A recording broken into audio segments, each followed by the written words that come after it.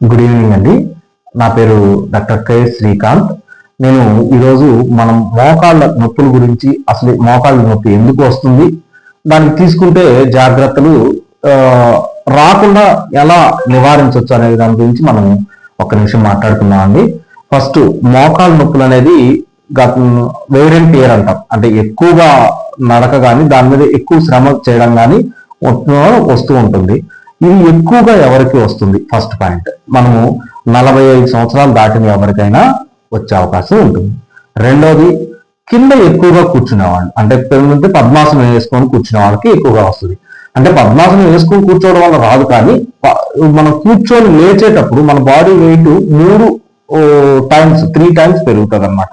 దాని మీద భారం పడుతుంది. అంటే మనం 10 కేజీలు వెయిట్ అనుకోండి, 3 టైమ్స్ అంటే 30 కేజీలు వెయిట్ మన మోకాల మీద భారం పడుతూ ఉంటుంది. సో అందువల్ల పద్మాసనం వేసుకోవద్దు అని చెప్తూ ఉంటాము. 45 సంవత్సరాలు దాటిన వాళ్ళు మెట్లు ఎక్కువగా ఎక్కి దిగుతూ ఉండడం వల్ల కూడా ఈ అవకాశం ఉంటుంది. సో ఇది మేజర్ గా. కొంతమందికి రుమటాయిడ్ ఆర్థరైటిస్ అంటాము. వాళ్ళకి కొంచెం ఎర్లీ ఏజ్ లోనే, అంటే ఇన్ ద సెన్స్ 20-25 నుంచే కూడా మోకాళ్ళు అరిగే అవకాశం ఉంటుంది. ఇవన్నీ ఈ rheumatoid arthritis most of the times మనం ఆడవాళ్ళలో చూస్తూ ఉంటాము. దీని గురించి అసలు రాకుండా ఉండదు, కానీ జాగ్రత్తలు కనుక తీసుకుంటే 45 సంవత్సరాలు వచ్చేది 55 సంవత్సరాలు 60 సంవత్సరాలకు పొడిగించవచ్చు. సో దీని గురించి మనం ఏం చేయాలి? ఫస్ట్ చేయాల్సింది, 45 సంవత్సరాలు దాటిన వాళ్ళు వీలున్నంత వరకు మనము బాస్పట్లు, అంటే పద్మాసనం వేసి కూర్చోకుండా ఉంటే సగం నివారించవచ్చు. రెండవ జాగ్రత్త, మెట్లు ఎక్కి దిగే అవకాశం ఉంటే మెట్లు ఎక్కి దిగుతూ ఉంటాం. అవసరాన్ని బట్టి మాత్రమే మెట్లు ఎక్కడం దిగడం అనేది చేయండి.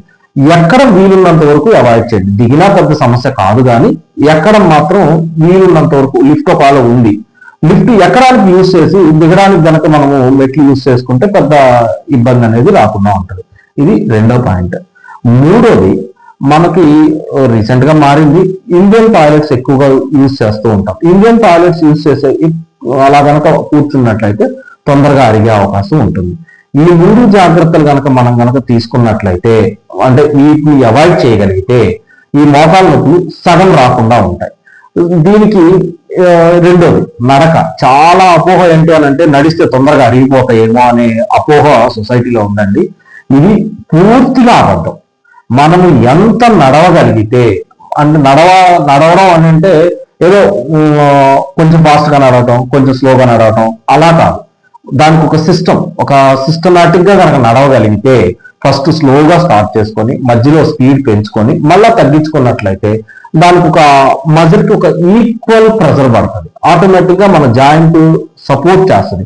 ఇంకా సైనోవియల్ ఫ్లూయిడ్ అంటాం లోపల ఉండేదాన్ని, అది ఇంకా పెరిగే అవకాశం ఎక్కువ ఉందని రీసెంట్ ఆర్టికల్స్ చెప్పాయి. సో నడక అనేది చాలా ఇంపార్టెంట్ ఈ మోకాళ్ళ దానిలో.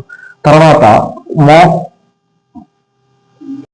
మనము మోకాళ్ళు త్వరగా అరగకుండా ఉండడానికి కొన్ని ఎక్సర్సైజ్లు ఉంటాయండి.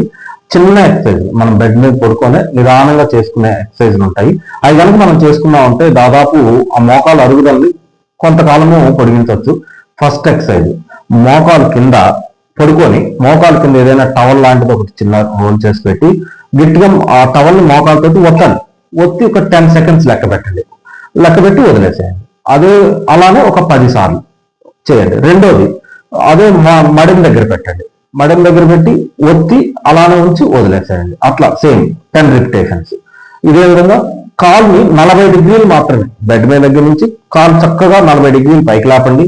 సేమ్ అలానే ఒక 10 టైమ్స్ 10 కౌంట్స్ 10 రిపిటేషన్స్ చేసి కింద పెట్టేసేయండి. ఇది 3వ ఎక్సర్సైజ్. 4వది, కూర్చొని మనం చైర్లో కానీ మంచం మీద కానీ కూర్చొని కాళ్ళు 2 చక్కగా చాపి మడుగులు వీలున్నంత వరకు మీ వైపు ఎంత వీలుగా అంత స్ట్రెచ్ చేసి అలా ఒక 10-20 సెకండ్స్, ఇది ఎంతసేపు ఉంచగలిగితే ఈ ఎక్సర్సైజ్ అంతసేపు ఉంచి చేయండి. దీనివల్ల మనకి అరుగుదల అనేది చాలా త్వరగా రాకుండా డిలే అయ్యే అవకాశం ఎక్కువగా ఉంటుంది. థ్యాంక్ యూ అండి. నెక్స్ట్ ఎపిసోడ్ మనము మెడ నొప్పి గురించి పూర్తి మాట్లాడుతున్నాము.